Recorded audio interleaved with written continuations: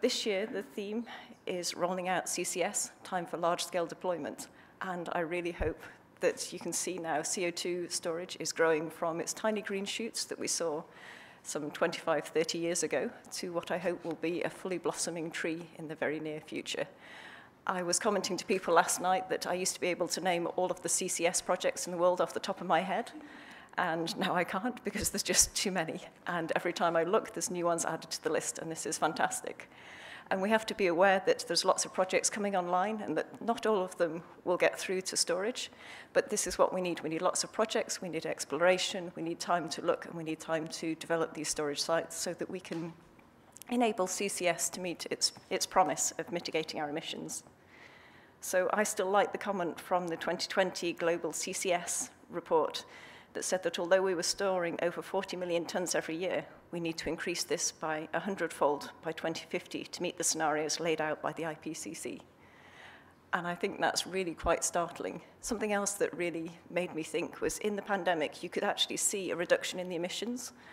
And I think it was the IEA commented that we see that dip in the emissions. And you remember the first month of the pandemic, everything stopped. And it was that cut in emissions was needed every decade for the next 6 decades to meet the targets.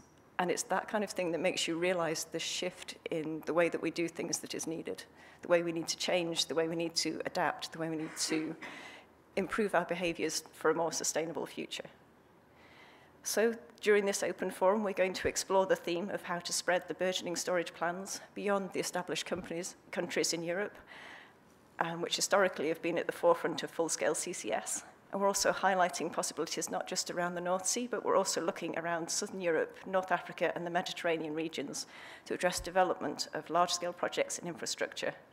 So we're going to also consider how we can better understand how we can roll out CCS. We're going to have sessions on geological faults and fractures, understanding the final technical aspects that we want to appreciate before we roll out even more large-scale storage. And I hope that you will enjoy the plenary sessions. Right. Rowena looked worried there. I was like, oh no, what have I said? So I hope that you will enjoy the plenary sessions. I hope that you will enjoy the coffee breaks, and I look forward to some very lively discussions.